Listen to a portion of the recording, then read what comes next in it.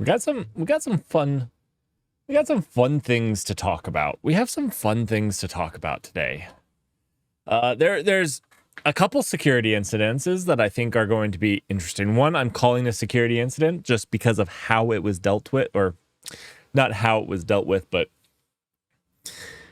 the result of it. It wasn't actually an attack. It was some people having some fun. But it did cause lots of problems. So it's going to go under security. Obviously, there needs to be a lot of work done there. Anyways, we have that. We have a whole brand new key coming to a keyboard near you soon. We're actually going to watch a video. It's going to blow your mind. Yeah, then we have some of our normal open source stuff. Actually, we have quite a bit of open source stuff. Something from last year that I missed. I didn't miss. I actually knew that this happened, but I don't think I ever reported it. And that's on me. That's on me. So I'm gonna fix it. I'm gonna fix it. And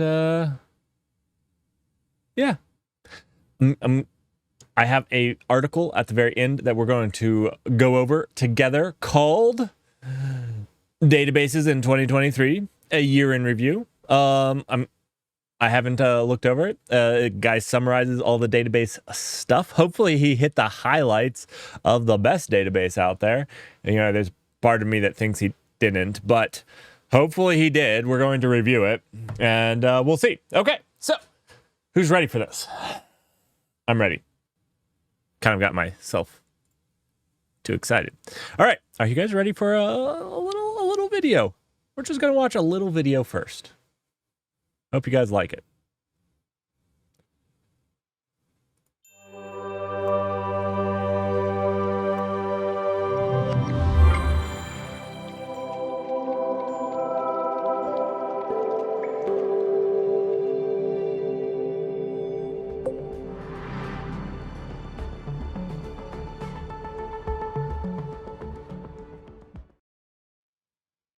All right, so if you're like me and you thought that this was a hoax and they released it before April 1st, it actually is. Hey, folks. It actually is not.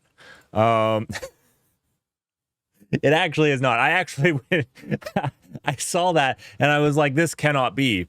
But it can be. So there is now, if you buy a Windows, there is now an AI powered key. I'm a little confused by this, to be honest. To give you my insight into this, there's already enough keys on the keyboard. In fact, most people use like an 80%er keyboard. And my thinking on this is, could you not have incorporated this into the start menu? I know on Windows you hit the Windows key and it opens the start menu. Was there too much going on there? I feel like the answer is no. I feel like you could have just put it in there. That's my feeling. What's your feeling? Let me know. This is a real thing. I don't really want another special key on standard keyboards. The super is enough for me. Anyways, I thought we'd have a little fun with that. I thought we'd start the news off with a little bit of fun. But in all seriousness, let's talk about something that is not as fun. Not as fun. I want to tell you a story. I want to tell you a story that starts in March 2016. March 2016, LeftPad was unpublished. Now, LeftPad was unpublished due to a naming dispute. I don't remember all the details about it, but this caused NPM to change its policies around unpublishing packages. Basically, the big naming change the big policy change was basically, if another package depended on you, another published package depended on you, you couldn't unpublish. That was kind of the big policy. So if it was dependent on, you couldn't unpublish it. Okay, so then in July 2018, and did I remember all of these things? No, I remember pad left and colors, but I didn't actually remember these other things. I had to look all these up, just so you know, and maybe I missed some. July 2018, Yes, Lentscope was compromised with a malicious package. This actually uploaded the npm credentials from whoever was using it to the attacker. Then in November of 2018, malicious package Flatmap Stream stole bitcoins from people. I probably covered that on the news. It was probably pretty funny to me. But then we can fast forward to January 2022. And this is where the package colors basically made changes to the colors package that printed a lot of garbled text to the screen, maybe a memorandum or something like that as well, and replaced another project called Faker with basically a big project README. I think it's called Faker. And so those were kind of the scandals of 2022. And in March of 2022, Node IPC was released that would delete files from Belarusian and Russian IP addresses. Mostly that came out of this was a fantastic lesson to the Vue project as why you should pin your versions. Yeah, that was a rough one. But it's been fairly quiet since then, right? But everything changed. Everything changed on December 29th, 2023. Everything changed. December 29th, 2023, the Everything package was released. Now, why was this such a big deal? Well, there was a couple things that caused this to be a big deal. There was a couple things. So the first thing that happened that caused this specifically to be a big deal was the fact that it used stars to depend on everything. And the second thing was it kind of broke everything. To the fact that they couldn't even unpublish their own everything package because of a nested cyclical dependencies. So the people who published everything couldn't even unpublish it because of everything. Now, this has been solved by GitHub. GitHub solved this because it removed the everything registry package because it went contrary to their terms and conditions. That being said, the people that actually made the package reached out to GitHub as well as NPM because this was not their intent. Their intent was not to cause trouble or any issues like that. Their intentions was just to have some fun. They thought it would be funny. Now, a lot of good discussion has come out of this, though, because there has been a lot more that goes into how NPM packages deal with dependency hell and how they deal with dependencies in general, as well as what is the role of the NPM package site. Like, how are they supposed to be handling this? We haven't had any of these major issues in Go, but Go actually could suffer from them because Go is predestined to be affected by these things due to the fact that the repos are just Git repos. So I think people should really be thinking hard on whether they just use Git repos or not and how you deal with dependencies. Now, that being said, as of today, as of this last week, it has been cleared up. Everything has been deleted. Git solved it by removing the repository. So as you can see when you're here, it says it doesn't have a README. It did have a README. It doesn't have one because the repository was removed. And this fixed everything. But that being said, it didn't actually fix the problem. Somebody else could do this again if they wanted to. Somebody else could do this again if they wanted to. I think this brings up a very valid point, and one that not a lot of companies, but really large ones, bring up, is how do you deal with dependencies? A lot of people would use NPM directly. Is that the safest thing to do? I don't know. Should people not be allowed to unpublish their packages? I don't know. I don't know the right answers to these things. Half of me would say that we should be allowed to unpublish our own stuff if we wanted to. The other half of me sees, because of things like pad left, how that could just be used as basically make the platform unusable. So the platform has to have mechanisms to protect for that. But yeah, it's interesting. Very interesting.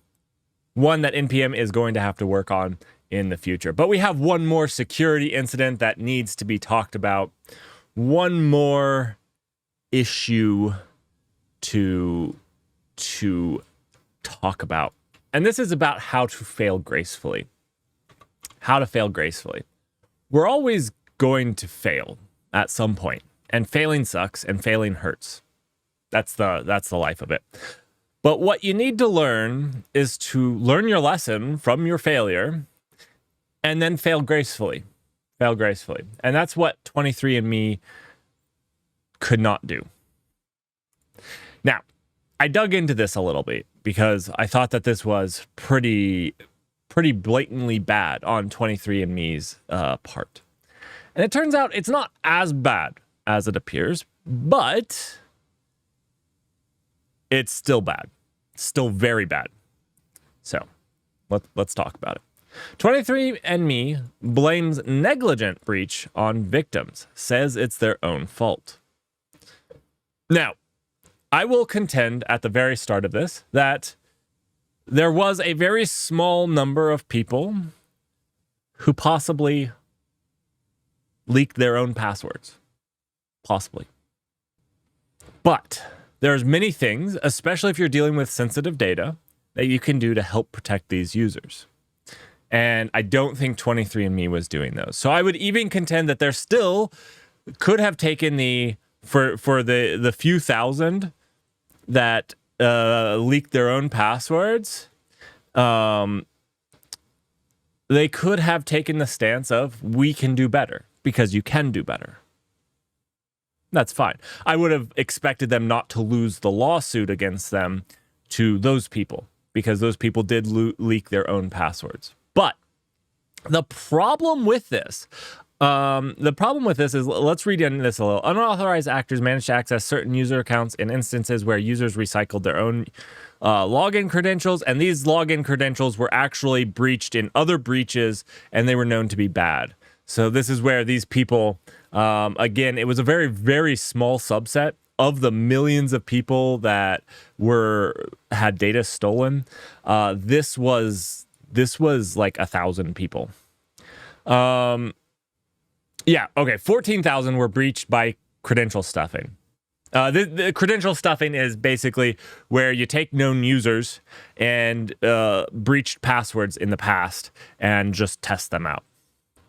The problem with all of this was that the attackers stole the data from other people, not from the credential stuff. Well, I mean, they stole these 14,000 accounts, but because of 23andMe's features, they were actually able to steal the data from people who had not reused their passwords, who had not done bad password practices. So these people, and this is the vast majority of people, again, let's find out how many million. 7 million people. So there are 7 million people who didn't do anything wrong. So when 23andMe says that it was their fault, it wasn't their fault. It wasn't their fault. And this is not failing gracefully. And I would still contend that for the password stuff people, there was more that they could do. There's more. And I'll give you one example of more. Those hashes should be well known. That's how the password stuffers use them. The hashes of their passwords. There are things they could have done. So this is not failing gracefully. I don't think anybody should ever use 23andMe ever again. Fail with some grace. It's going to be an expensive fail, but if you survive it, fails are expensive. That's fails hurt, and that's the reason they're considered failures. But you can learn from them. Or you could say we did nothing wrong and not learn from them and get people to not use you. All right, let's jump into open source. I have a couple things. One thing that I missed from last year, and we're going to talk about it. Is a little bit of Ubuntu news. There's actually 2 pieces of Ubuntu news, 3 pieces of Ubuntu news that I think might be interesting to all of you. So I know that we talked about LXD being brought in to Canonical. Canonical said that they wanted it. We talked about last year about how they were bringing that under their wing. And some people were uproared, some people weren't. I was kind of in the middle ground. I kind of was like, I wish they didn't, but I can also understand from a corporate venture, whatnot, where it can make sense. Well, they've already decided to make some changes.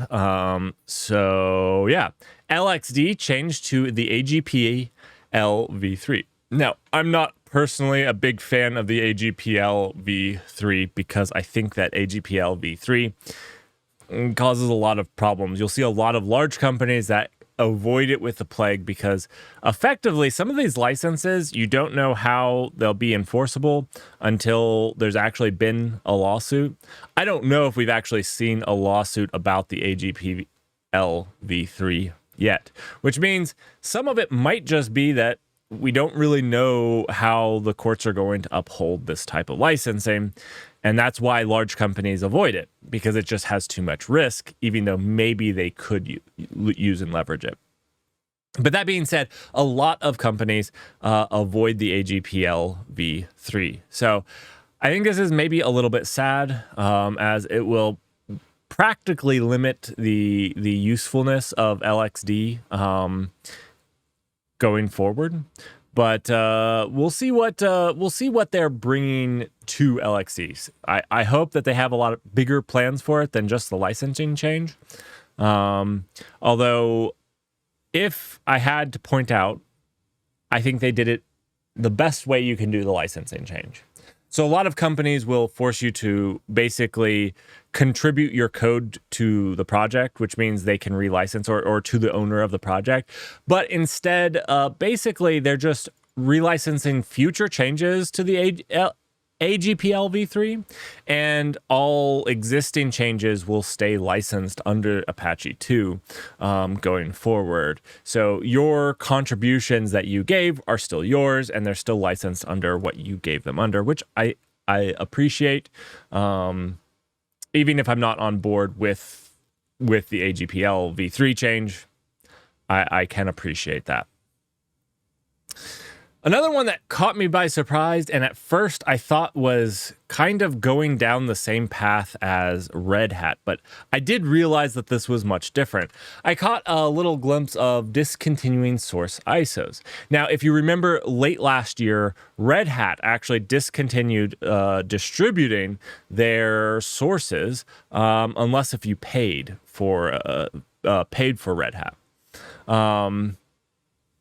Maybe that's GPL compliant. I'm not sure, not a lawyer. But I saw this, and basically this is proposing it, and if you follow it through, you can actually find that they decided to stop supporting the ISOs. This is what got me onto this. But the real thing is not so much that you can't find their sources. You can actually find all their sources individually hosted. What they're doing is they're not making the source ISOs, basically the CD images of it anymore available for download. The argument was made that the mirrors have been doing this for 20 years and haven't run afoul of the licensing, and that they think that this is fine as they're still within the spirit of distribution. And it's still available. It's just going to be a little bit more difficult. I don't know. Do you guys use the source ISOs? I have never actually leveraged the source ISOs. I'm sure that this is going to hurt somebody who has some workflow based off of those source ISOs. An interesting note that I learned while digging through this was that these source ISOs were only for the release. So all the security updates and the incremental changes and everything weren't part of these and weren't released. So it was only the single snapshots in time. So I get what it was. And part of this is it was going to be expensive to keep up updating. That was one of the things. They were like, it's going to continue breaking and we're going to have to keep maintaining it. They decided not to. So I don't think this was a big deal, but I think it could hurt somebody if they have a workflow based off of those source ISOs. All right, moving right along. Another piece of Ubuntu open source news. Zagoon will be returning as a Snap developer later this month. Now, whatever your take is on Ubuntu, this is interesting. I'm not a big fan of snaps, but snaps are fairly useful as a centralized. My words escaped me. They just left. As a centralized package management solution for all Linux distributions, that and Flatpak are maybe two of the big ones out there. It's interesting. They kind of use containers in the backend. If you didn't know, they use some of the same technologies to limit and isolate the processes on your system as OCI containers do. Yeah, pretty cool. If you asked me 5 years ago, this was the thing. This was the way forward. Snap was the way for Linux to stop, or Flatpak actually at the time, was to stop having different package managers and just worry about the OS and the packages. Yeah, not to worry about the packages. Let me install them through something like this. I've never found them to be that great. I have my issues with them. They have their use, but I haven't yet. But we'll see. Maybe they're really ramping up the support for Snap, and we'll see how well it works. Maybe we'll have to give it a try on Arch. I don't know. Maybe it will break Arch. Not sure. All right. An article I'm going to let you guys have, published by our favorite Red Hat developer. What's our favorite? That's our favorite.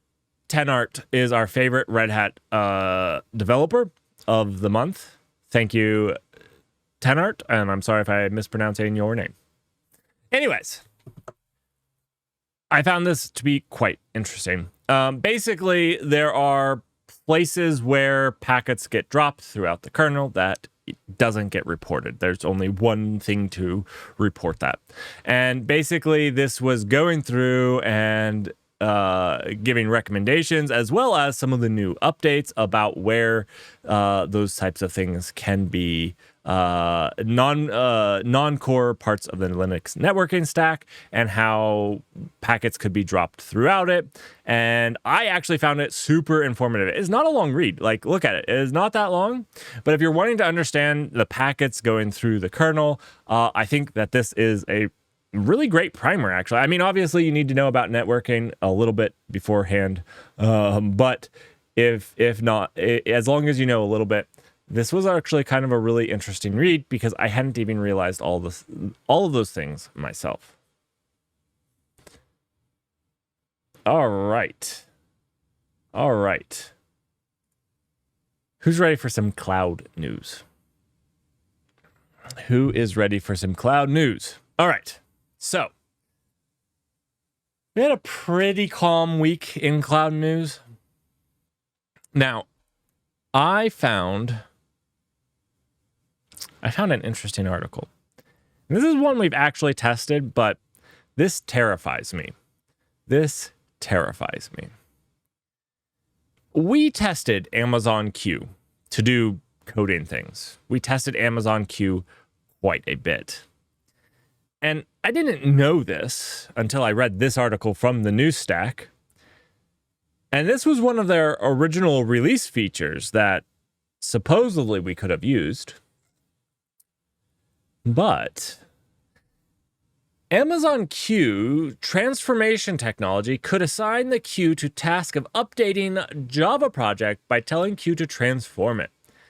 Basically, they say that you can update Java 8 apps to Java 17 apps with Amazon Q and basically do nothing. Now, I haven't tested this, but we did test Amazon Q, and I I'm not going to call them liars, but the Amazon Q that I tried would not do this. Now, maybe we didn't try it with Java specifically. We tried JavaScript and a few others, but I don't think we tried Amazon Q with Java specific. Maybe it knows Java really well, and maybe it's fantastic at it. But everything else we tried with Q, it absolutely failed to respond to us hard. Absolutely super hard. So I'm not sure. Let's move on to some more exciting news. The only news GCP released was that they had top news from last year, which we already covered last year. So we're going to move on to Azure. Azure Stream Analytics no-code editor has some new features and improvements in January that you can start taking hold of. You can start taking them. You might have to pay for them, but yeah. So if you're using this, you might want to go ahead and read this. Scott B. Wobble, how are you guys doing?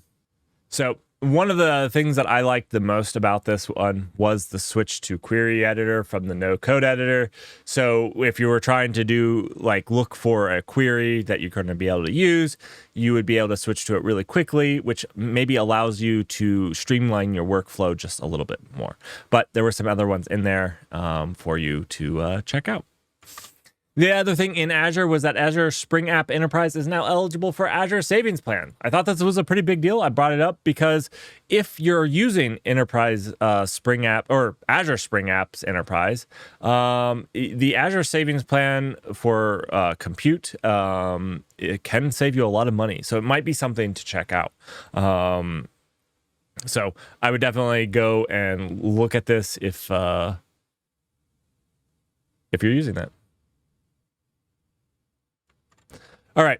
AWS account discontinues the use of security challenge question. I think this is maybe the biggest news of all the clouds.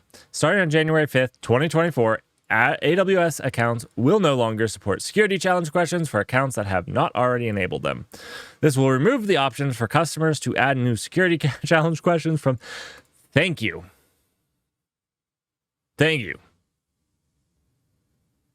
Now, if you already had them enabled, you get 1 year. You basically get 1 year. So if you already had them enabled, they will go away in 1 year. So yeah, that's it for the cloud news. Scott B, it's good to see you. How are you doing? Did I miss anything in the cloud news? Did you see anything from your favorite cloud, whether it was Linode, DigitalOcean, Cloudflare? Do you see anything that I missed? Let me know. Always feel free to bring your own news to these news segments, and we'll do it.